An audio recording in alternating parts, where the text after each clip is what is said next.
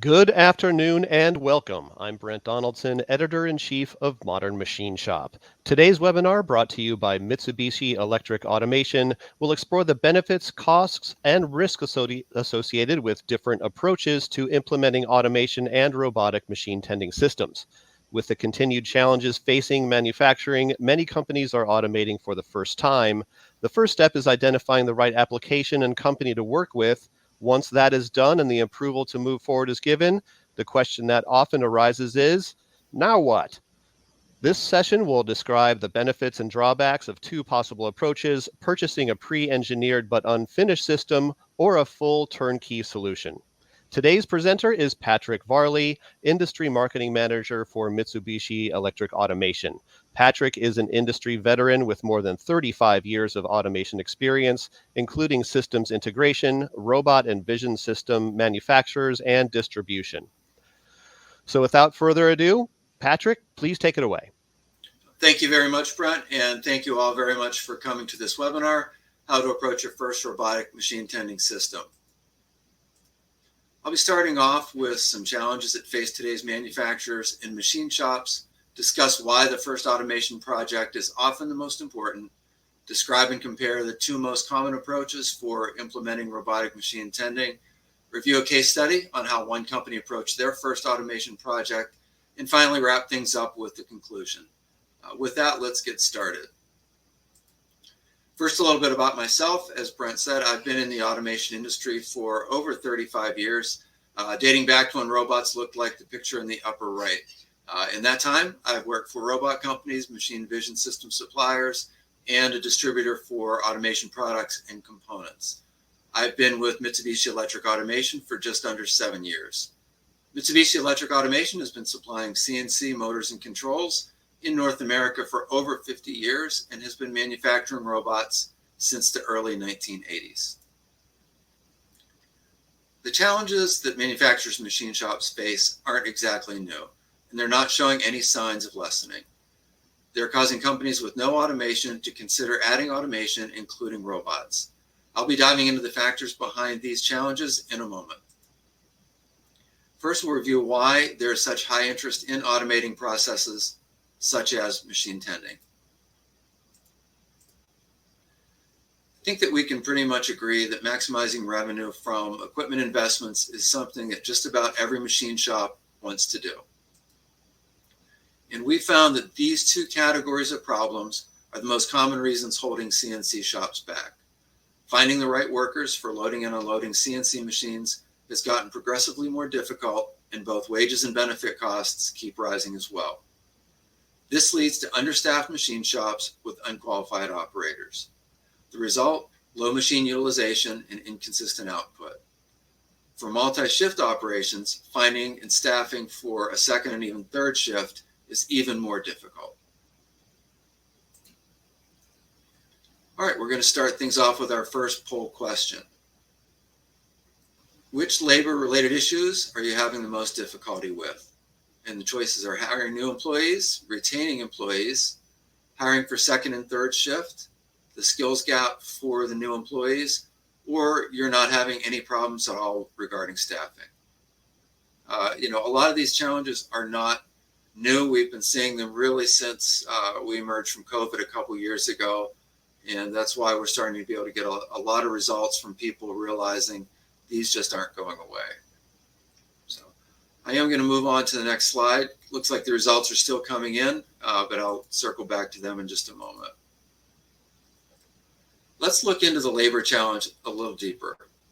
As you can see the map of the United States, states in yellow have more open jobs than job seekers. And when there are more available workers than job openings, it's in light blue. States where there are more than twice the number of open jobs than there are job seekers are in orange. All right, looking at the coming back to the poll results a little bit, looks like the most common answer so far is hiring new employees, followed very closely by the skills gap for new employees. There are a few of you that are having no problems with staffing related issues, and to that I just say congratulations. Consider yourself very much in the minority and very fortunate. The current and expected state of the labor market is frequently cited as the major challenge facing manufacturing and machine shops in specific. Due to a variety of factors, including retirement and expansion, most machine shops will need to hire employees in the next few years. This leads to an estimate of 4.6 million jobs needing to be filled through 2028.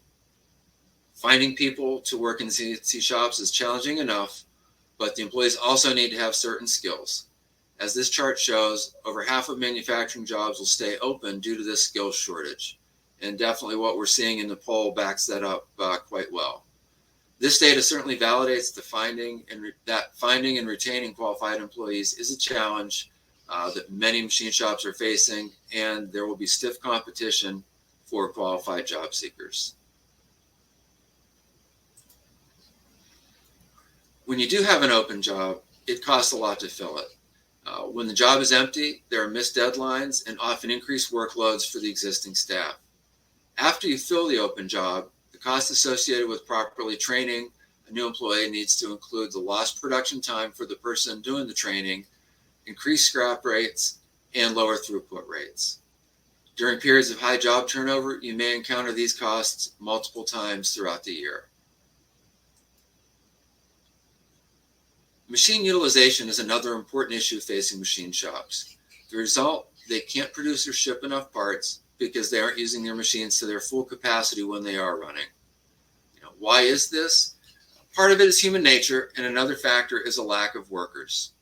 If you have someone trying to load and unload multiple CNCs, there will very likely be loading and unloading delays, decreased throughput, and other issues related with machines being unattended.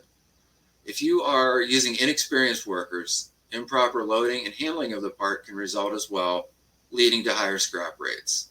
Because of this, the CNCs are outputting fewer acceptable parts than they're capable of.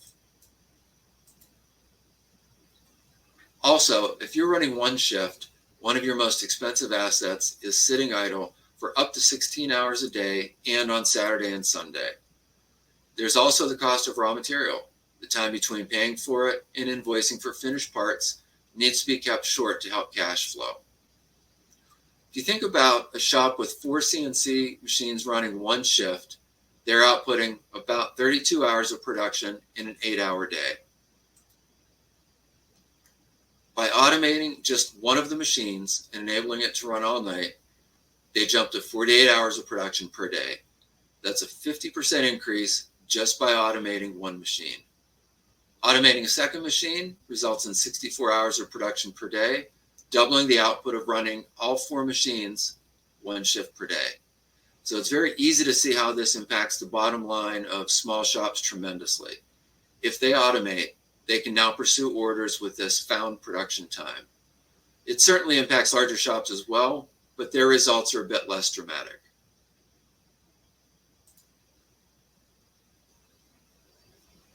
Once the decision to automate has been made, where and how you start is very important. And you certainly won't be alone on your journey. The International Federation of Robotics predicts the top 5 global robotics trends each year. For 2025, they identified using robots to offset the impact of labor shortages in manufacturing as one of the key trends. I think it's very important to note that by automating, they're expecting employers would be able to move their employees to more interesting and higher value tasks. And again, this is to mitigate labor shortages, not to streamline production and possibly eliminate positions within your company. Gardner Media, our host for this webinar, annually surveys about 3,500 machine shops. In their analysis, they have different classifications for them, including top shops. As you can see, machine shops that are given the top shop designation do things much differently than those that aren't in this category. When you look at their machine utilization, you see 80% versus 67% for the non-top shop. Use of robots, 51% to 35%. And partly due to this automation, top shops are much more likely to run second and third shifts when they have enough orders. It's easy to see why top shops have a much higher profit margin than the ones that aren't, 15% to 5%. Based on the results shown, automation is going to give machine shops advantages over competitors who haven't automated. Robotic machine tending will help lessen the impact of labor-related issues, most of which are not expected to improve in the foreseeable future. By increasing the number of hours your CNCs are in production and their efficiency while operating, the impact of robotic CNC machine tending can be substantial. Even if you aren't seeing the most common issues that were discussed, improving throughput and consistency will help you to more accurately assess the cost and delivery information that you provide on quotes to your customers.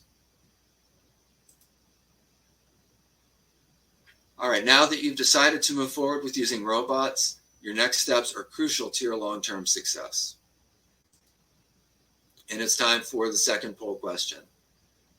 In your shop, you mostly work on long production runs, short runs of different parts, small prototype orders that don't repeat, or a mix of the above. But as with the previous poll, I'm going to move on a little bit while the results solidify a bit. Like any large purchase or investment, there is going to be some second guessing and doubt. We've worked with many companies that are just starting their automation journey, and these questions are among the typical ones that you'll be asking yourself or will be asked by others within your organization. Can we afford to buy a robot? How long will the return on investment take? Should we just hire more people instead? Are we busy enough to need a robot? And finally, will it take up a lot of space on my production floor? Having questions and concerns like these are very typical, and they have stalled many automation projects. Fortunately, if you work with a supplier that has both CNC and robotic experience and who understands what companies that are automating for the first time go through, you can remove the uncertainty and doubt so that you can confidently move forward with your plans. All right, looks like the poll, the winner seems to be a mix of the above.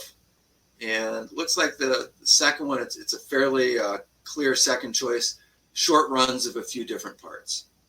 So that's pretty much what we see in a lot of the small to mid-sized machine shops, that you have some jobs that repeat, but you have a number of smaller jobs that you kind of rotate through, occasionally having a long production run for one or two parts. So getting back to the concerns that people have, if you do have concerns about the affordability of automation, you do have some statistics working in your favor. The cost for robotic automation is coming down while wages and salaries continue their upward trend with no sign of reversing. Also, industrial robots from well-established suppliers are seeing longer and longer service lives and are more capable than ever before.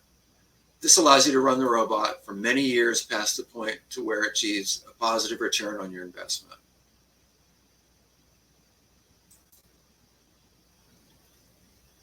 How do you know that the robotic system is a good investment? Well, the easiest way is to calculate its expected return on investment, or ROI. There are many ROI calculators available for free, including one that we have on our website. You can access ours by scanning the QR code in the bottom left. You will be asked 6 questions. In return, we'll get an approximation of how long it will be before the savings exceed the cost of the automation. If you are beginning your first automation journey, answering the questions that all ROI calculators or estimators ask, how much is the investment, can be very difficult.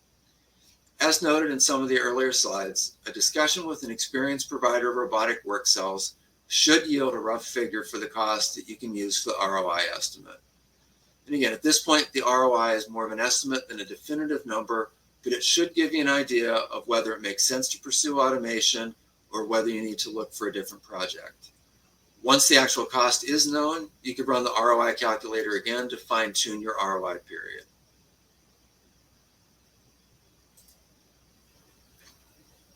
If you're considering adding more employees to increase production, you should consider the impact moving forward, especially with the likelihood that you'll have employee turnover. The labor force participation rate is the percentage of the working age population that is part of the labor force, and that means either employed or looking to find a job. In this case, for this chart, it's men 20 years and older, which is the typical demographic for CNC shops. It indicates that the proportion of people who are employed or actively seeking work has been dropping and dropping throughout the years. And as the graphic shows, It's going to continue its decline, making it progressively more difficult to fill open positions, or to expand if you're using the hiring more people is the only way to increase production. Basically, labor availability will not be improving anytime soon. If you are considering adding more people because you have a high mix of parts, there is technology that can help you out. Pallet systems like the one shown here from Shunk provide a consistent clamping surface for the robot, making every part the same from a gripping perspective. Likewise, the common clamping feature on the bottom of the pallet provides a consistent clamping surface for the CNC machine. As long as the CNC machine knows which part is loaded, it will call the right program and process the part correctly. And as you can see by the picture on the right, you could easily run one-piece lots or all the different components that are needed for an assembly.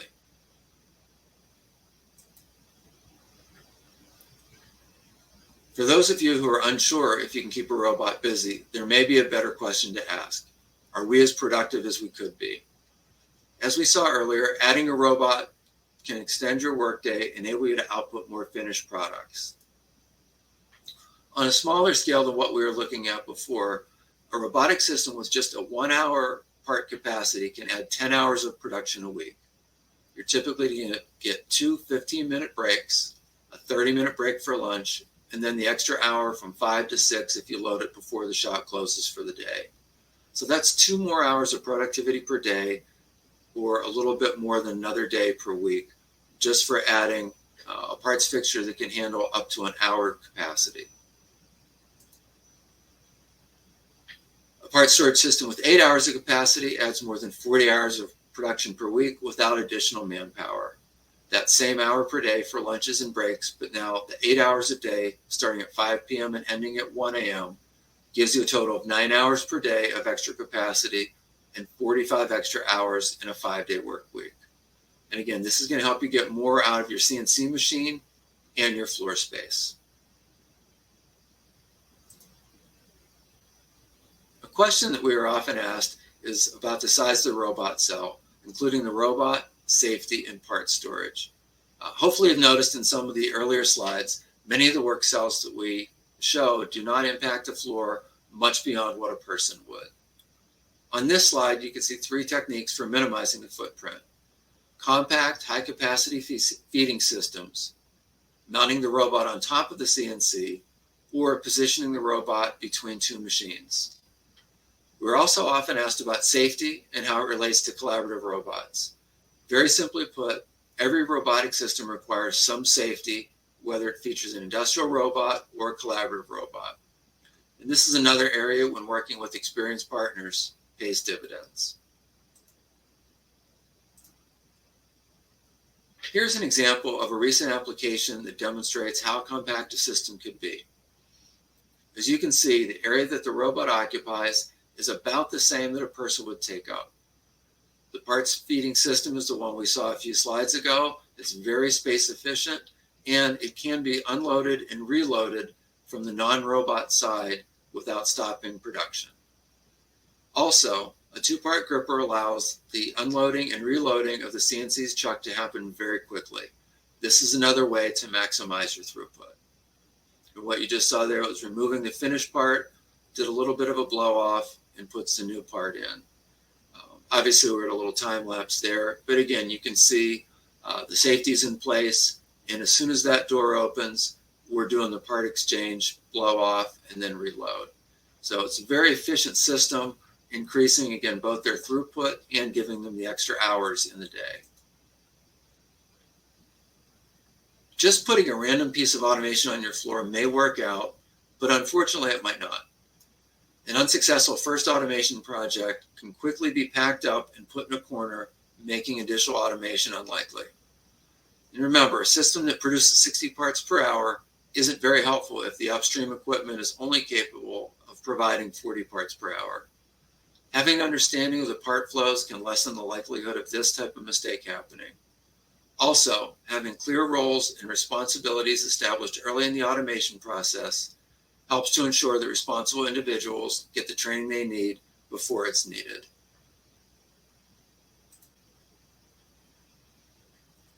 both the short-term and long-term plan, along with the strategy for automating your facility.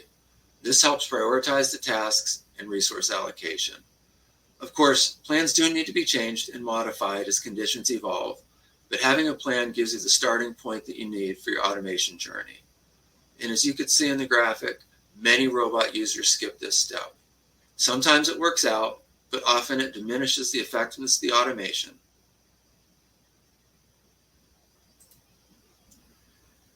Surprisingly, a lot of companies don't ever take the time to develop criteria to determine whether an automation project was a success or whether it was a failure. Some simply feel that if they get it up and running and it doesn't cause a bottleneck, then it has been a success. Measurable criteria should be tracked both before and after implementation to accurately measure the impact of the automation.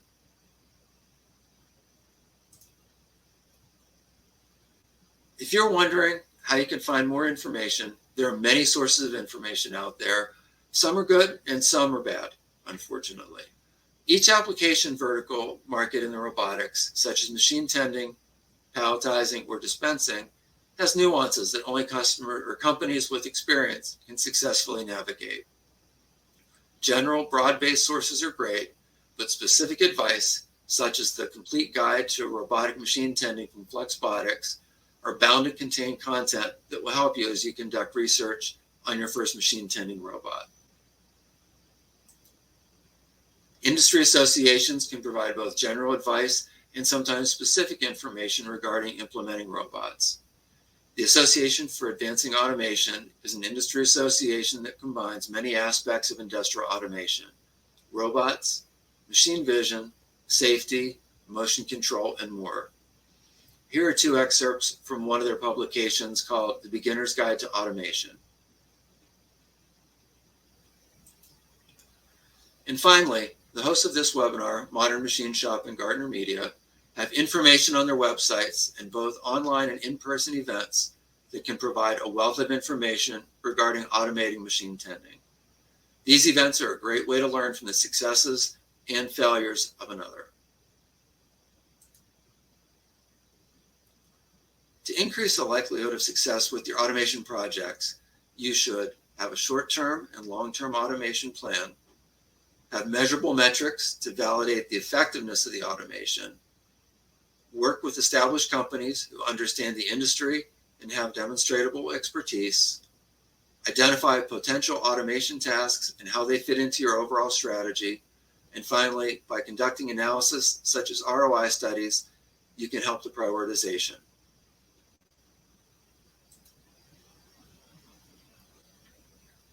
We always recommend to keep your projects simple and straightforward at the beginning. The system shown here was undergoing programming and testing, so you can't see the safety, but please take a look at the parts rack. A very easy to use and inexpensive part because it's basically a pegboard. If that's all that your project will need, go ahead and use it. There's no sense in overspending for something when something very efficient and inexpensive will do the right job. Here's an example of another very straightforward tending application. Raw parts are on the far side and finished parts are on the near side. Again, this one uses a two-part gripper, so the part exchange while the robot is in the CNC is very short. On a side note, we typically do not recommend using the robot to open and close the door to the CNC. Getting an automatic door opener is definitely worth the investment. Also, if the cycle time allows it, the robot can also put the part through post-machining processes such as cleaning, deburring, and polishing. After the part exchange, you'll see some of these post-machining tasks in the video that's running right now. So again, we removed a part, did a little bit of a blow off, put the new part in. As soon as we exit, the door closes and the machining starts, and we're doing some post-processing, cleaning, and a little bit of deburring on the inside, and then back on the outside. So this is all happening while the next part's being machined. So you can see it's a very efficient process. And one of the things I'm going to point out to notice at the end too, the drawer system that we're putting parts into. Each of those drawers can hold 200 parts, and you just exchange a new one for a finished one, and there's 3 drawers. So you've got 600 parts of capacity, and much like we saw on the earlier feeder, these also open to the non-robot side. So you could be unloading and reloading these parts while the machine is running without interruption.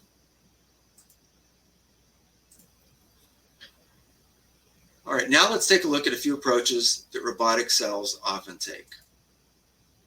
For today, we're going to be reviewing pre-engineered systems and full turnkey solutions. For the purposes of this discussion, I'm not going to be addressing robot-only and full multi-cell automation projects. Both definitely have their place in the realm of solution sets, but they're for a later discussion. How you implement your automation depends on a number of factors, but the key factors are the in-house expertise and experience, the workload of your in-house engineering staff, expected frequency of changes to the location of the work cell, and the difficulty of the application, such as the need for peripheral devices, having parts that are difficult to handle or align properly, or very tight speed and positional needs. As with any critical self-evaluation, it is very important to answer the questions as honestly as possible, especially the first two. Now I'll introduce what I mean by a pre-engineered robot cell. These are typically compact and meant to be moved. There are many versions of this basic design, but most require some work by the end user before they can be put in production. When evaluating different suppliers, it is very important to have an accurate list of what is included with the work cell and what needs to be added by the end user. This can include not only hardware, but software and programming as well. Some understanding of safety requirements will also likely be needed, whether the robot is industrial or collaborative. Pre-engineered work cells can be a great way for the right company to get a head start on their automation project. The key to this being successful is having enough automation experience and time to complete getting the system up and running. Also, reprogramming the shell, should it be moved to another application in your facility, will be much easier due to the experience that was gained on the initial installation. The cost of solutions in this category are moderate, more than the cost of the components alone, but much less than a full turnkey solution. When you factor in the time that it would take to design the base, fabricate and assemble it, as well as research and specify the other items that are typically required for this type of solution, this can be a very cost-effective route to take.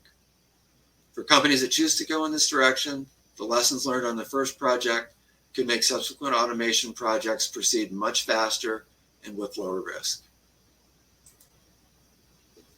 Unfortunately, these types of solutions can become problematic under certain scenarios. The ones that are the most common revolve around overestimating in-house automation expertise and not enough time being given to the internal resource in charge of getting the system up and running. If the key individual in charge of the automation leaves the company, it may be very difficult to complete or modify the hardware and software. Another potential roadblock is with the incorporation of additional capabilities such as 3D machine vision. Technologies such as this, as well as the communication between different pieces of user-added hardware, often take a while to learn and master.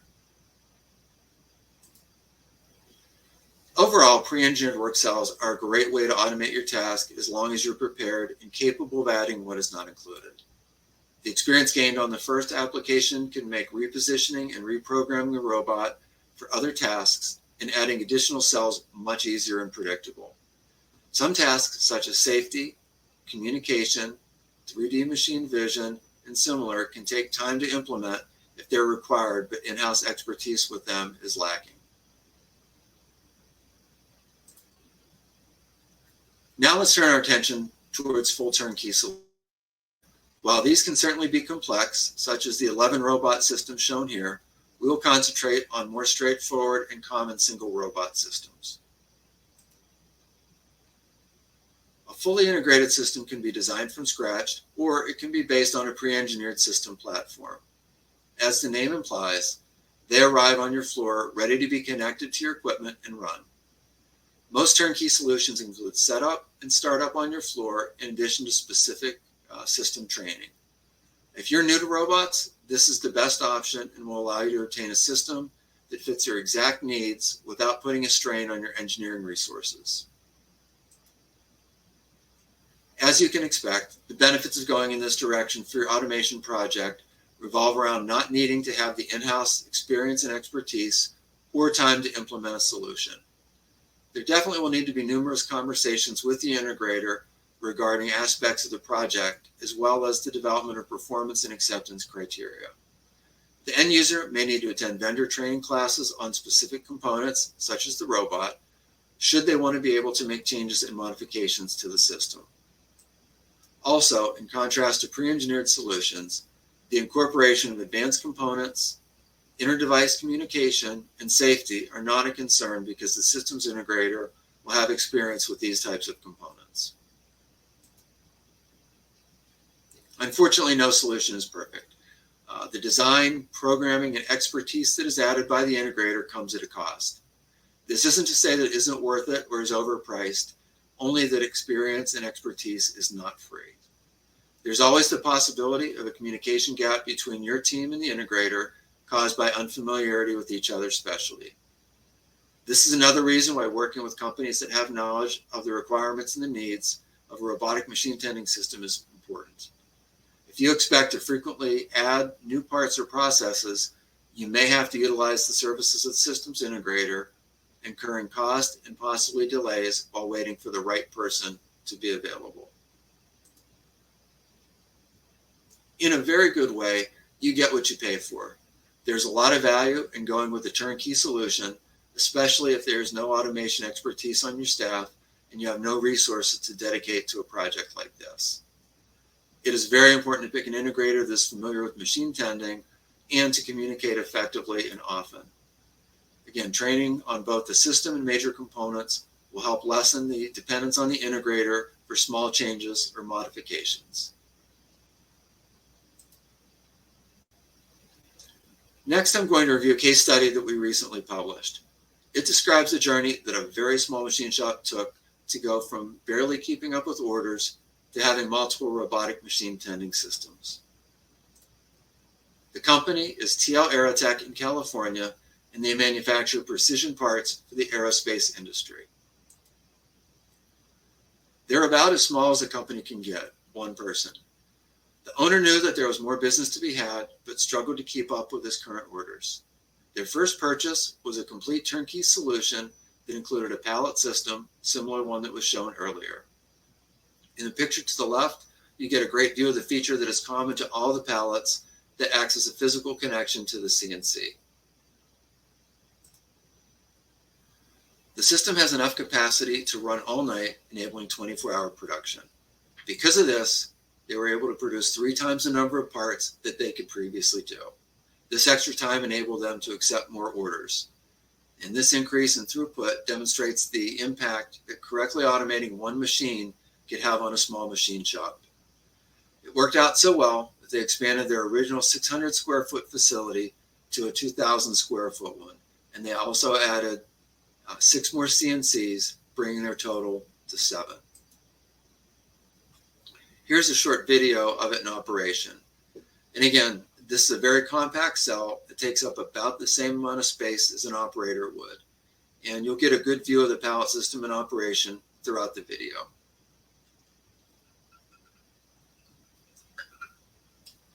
And again, you can see removing the pallet, replacing it, and then you'll get to see the process of picking up a new pallet. So every pallet has that interface on it to the robot. So as noted earlier, the robot doesn't know and quite frankly doesn't care what the part is on it. It just knows it can pick up the pallet, set it in the CNC, and away it goes.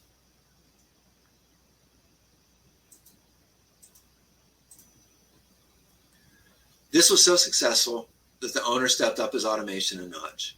He expanded his shop to 2,000 square feet, as I mentioned before, and was able to add these 2 machines among his other purchases. These machines are tended by a single robot and uses a larger version of the pallet system that we saw earlier. None are loaded in this picture, but the pallets go on the rack in the back of the system. And while we're on this slide, please note that this 80 kilogram payload robot is between the machines and takes up about the same amount of space as 2 operators would. These parts are fairly heavy and are an example of using a robot for a task that isn't suitable for people. One thing about this application, it is a great example of bigger doesn't necessarily mean more complex or difficult. Even though it uses a larger robot than TL Aerotek's first one and covers more floor space, from a design perspective, they're very similar, and I'd put both in the category of great applications to start with. Here are some comments from Ty Lee, the owner. And as you can see, he worked with his machine tool dealer on the concept for the second cell after doing some research, including some videos on YouTube. Also, the ROI period was less than a year. While this isn't going to be true for every robotic machine tending system, it is definitely possible. We used the data from his application and fed it into the ROI estimator that you saw earlier. The calculated numbers matched what he experienced. And again, these simple ROI calculators are typically accurate enough to give you a rough idea of the ROI period. And here's a short video to show how easy most ROI estimators are. Once you have the data, it takes less than a minute to enter it and see your result. And you'll note when we switch over to the results, year 5 includes an extra bit of maintenance for the system. And in year 10, we were budgeting enough money for a larger system overhaul or update that goes beyond the yearly maintenance. You certainly may not incur these costs, but we thought that it would be a bit more accurate of an estimate if we did show them. So it looks like the data entry is just about done, and there the results come up. And again, you could see in years 5 and 10, we build in a little bit of extra money to keep the system running smoothly and efficiently.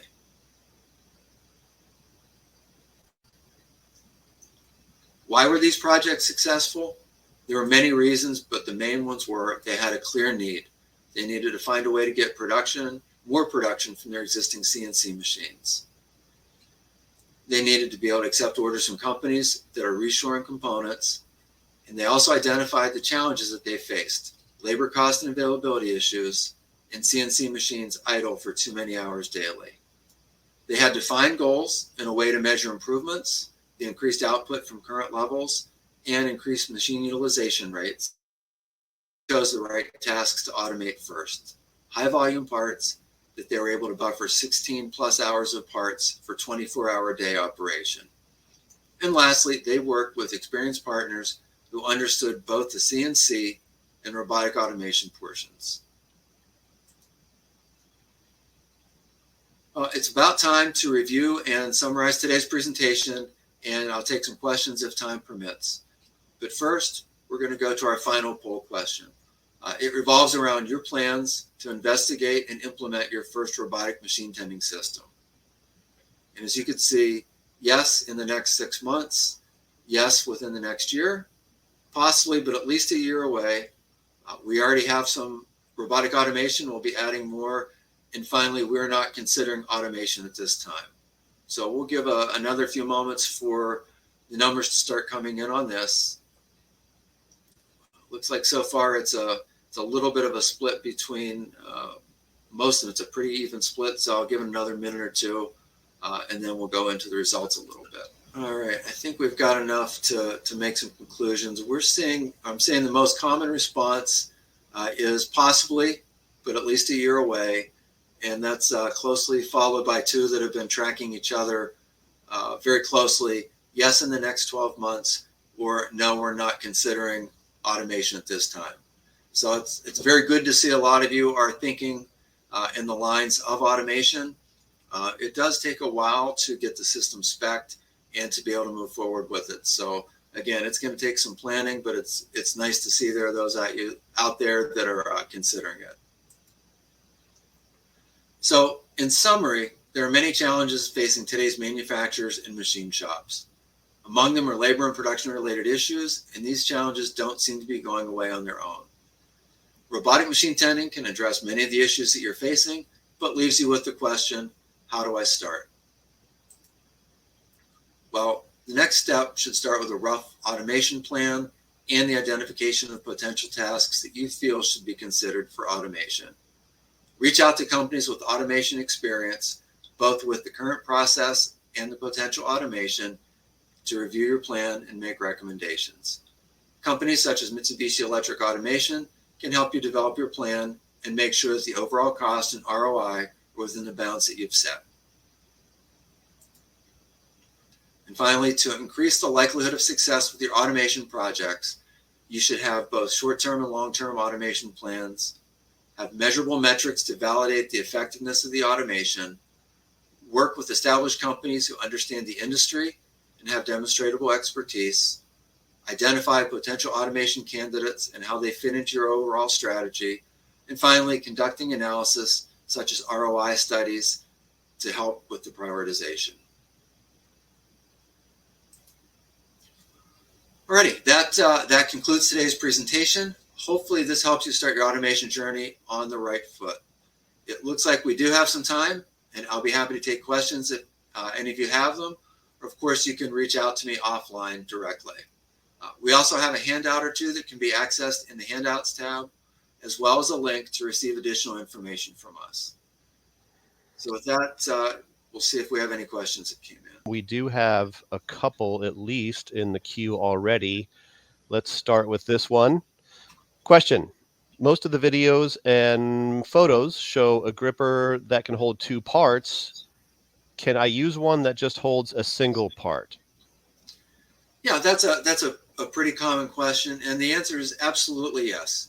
You can, but what we see is the increased efficiency of having a two-part gripper would more than outweigh the additional cost of a robot a step larger to be able to handle two parts at a time. And the main reason why is that when you go in, the door opens, you take the finished part out. If you had a single part gripper, you now have to move that part to the finished parts location, pick up a raw part, and put it in. A two-part gripper, you just simply take the finished part out, rotate the gripper, put the new part in, and as soon as you exit that workspace the first time, you're already starting on your next machine. So it's a lot more efficient and can help your throughput quite a bit. Very good. We have a couple more in the queue. Let's see. Yeah, you said that you do not recommend using the robot to open and close the door to the CNC. Why not? It's a little bit of personal preference, but also you're losing cycle time, because when you think about it, the door's closed, you need to go in to get the finished part. If you take the time to move the door open, your robot is now positioned where the handle is in the open position, further away from being able to go in and get that part. So you're losing a little bit of cycle time on that end. And also, once you do the part exchange, the doors will have sensors on them that will only allow the CNC to start when the door is completely shut. So again, now you've put a raw part in, you have to go back out, slide the door closed till it makes that contact. We've also seen sometimes that if you're moving the cell between different machines, you may not get that lined up just well, and you may have some roughness in the door opening. So if you're going to be, to me, if you're going to be investing in robotic automation, getting a third party or the option of an automatic door opener just makes a lot more sense than trying to do it with the robot. Yeah. The first time many years ago that I saw a cobot being used for that purpose, it was also pressing the start button, and it was just, I don't know, I got a kick out of it at the time. It seemed like a novel use of a robot's time, but it's great for demos. And honestly, yeah. if you don't have access to the machine's code so that you can get signals back and forth to the robot, first of all, that's incredibly rare. But just for a quick demo situation, you're right. It's unique and it catches your eye, but just for production, you just simply don't want it. Hey, can I ask you to riff on that a little bit? I think there was a question earlier that might have been answered already by a couple of the folks we have backstage here, but about the types of CNC legacy equipment, for instance, and you just mentioned if you don't have the code, what do you see in the field with some of the older machines and being able to do some of this work with robots connected to older machines? That, I'm glad you asked that. That we see, a lot of that, especially in the smaller shops where they keep their machines running for a long time. And just about every CNC out there has the availability or ability, I'm sorry, to output digital I/O. And with the proper use of it, you can get in and get out, and you can, be sending start commands back and forth. But this is another case where working with people that have experience really comes in handy. We know there are different manufacturers of CNC controls out there, but if it's a Mitsubishi machine, you call us. We know what it was and what it's going to take to be able to get those signals in and out. And there are a lot of people that all of a sudden have that knowledge, but if you don't have it and you don't know how to get that data out, you could be stuck with what you said before: opening a door with the robot, closing it, and pressing the start button. And that just simply isn't very efficient. There are many communication interfaces out there, and that's something that early on in the process we can come out, or a qualified integrator can, and once they get the serial number and manufacturer of the machine, figure out very quickly what it takes to communicate with it. We even have charts internally that we use that we could just look it up. If it's this manufacturer of CNC in this model, depending on the options, this is how it would communicate, or some other ways. So it can be a little bit challenging with older equipment, but again, going with experienced people will really help make that go a lot smoother. Yeah, thanks for that. And that question really came from an audience member named Jesse, and Jesse had a second follow-up question, which was asking about the weight and the range of costs for these robots. Yeah, that's, robots can go really up to any practical limit of payload, in the thousands of kilograms. But what we see at Mitsubishi, a lot of our customers are using the smaller machines that you saw in many of the videos today. And those parts are typically addressed, I would say, with 4 different robots of ours: an 8-kilogram payload, a 12, and the 12 has a bit longer reach. So for some of the machines, a lighter payload would work, but the 12 can reach in further. A 20 kilogram, and then finally an 80 kilogram. Certainly there are some massive parts, and definitely those pallets add weight to the payload that the robot has to carry. But we found that for our customer base, 80 kilograms and under really takes care of just about everything.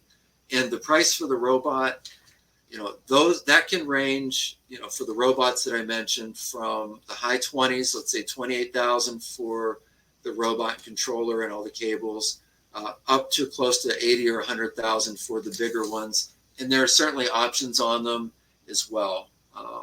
The robot certainly is the major cost component for an integrated system. But you do have to add other costs like the base, as you can imagine. Something that could handle a robot such as our 8-kilogram payload one that weighs about 80 pounds is going to be a lot different than something that's handling the weight alone of our 80-kilogram robot. Plus, when you add the moment load to it, that 80-kilogram robot has about a 2.1 meter reach. So if it goes the whole way out, carrying the full load, you're putting quite a strain on your base and where it's mounted. So that's another reason why these pre-engineered cells or full turnkey solutions are great, because even though I've been in the industry for seemingly forever, I would not want to be the one that makes the calculations on what kind of rigidity and how do we need to have the platform for the robot for 80 kilogram one that's running at full speed with full extension. So, hopefully that answers the question. You're looking at, I guess, let's say comfortably 30 to 90,000, and robots that range from 8 up through 80 kilograms of payload. All right. We've got a question from Max in the audience, and it kind of dovetails with another question here. The one it dovetails with: how often will I need to reprogram the robot or reteach the points? But Max kind of extends the question a little bit and asks, How do you address the hurdles of high mix, low volume production? This is the biggest hurdle we face as we run many different parts across any single machine with a mix of different fixtures that are typically indicated to half a thou position to maintain very tight tolerances. Yeah, I mean, I'm not going to put your application into the class of some are just really difficult to automate, but some of them are. And that's where you need to be working with quality suppliers, because not all robots are created equal.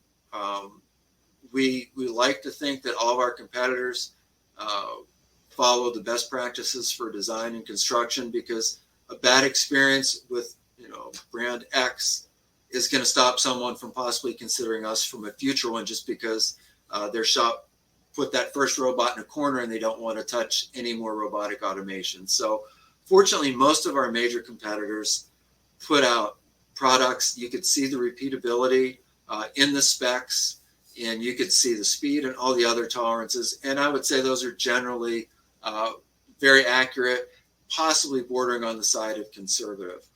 As far as small, practically single piece lots, there are a couple ways that you could address it. And there are a couple things that you can do. First of all of the robots that we sell, and I think pretty much anybody sells, you can have gripper exchanges. So I've worked on a number of systems where there's 2 or 3 grippers that look very, very much like the way it was engaging the pallet, that I can change the gripper from maybe being a 2-piece gripper to a 3-piece that would squeeze around something, or even to a vacuum-based system. So as far as the robot's concerned, as long as you can find enough of a common ground with, say, 3 or 4 different grippers to handle the parts, we should be able to grab it.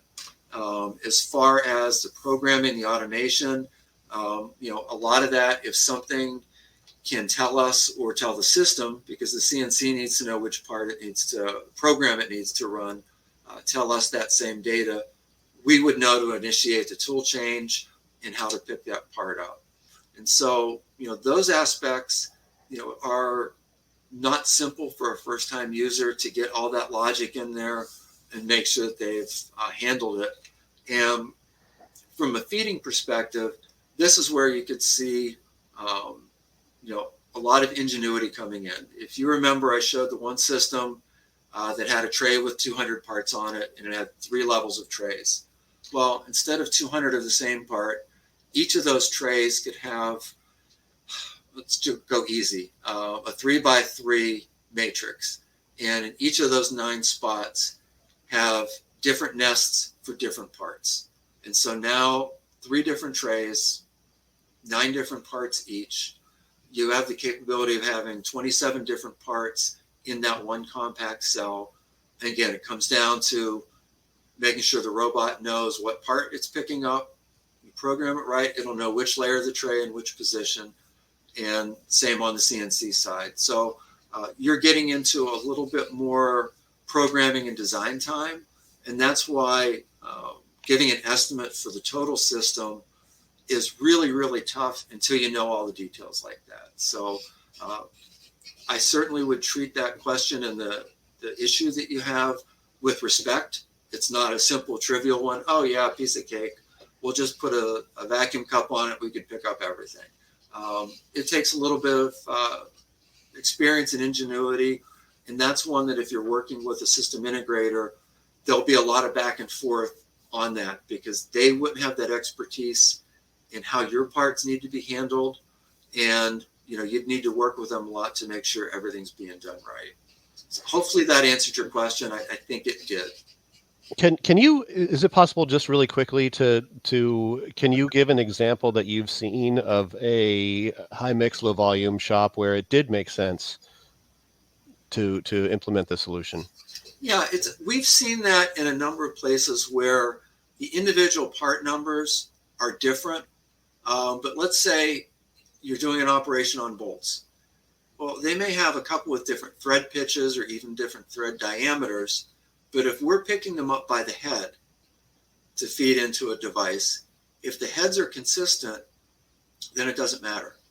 We don't care what happens to the part once we put it in the chuck. So if it's the same blank, or again, there's a common feature among them, you could literally, if you get the right data to your CNC, you could be making, different cuts on the same block, or finishes on the same part, randomly in one-piece lots.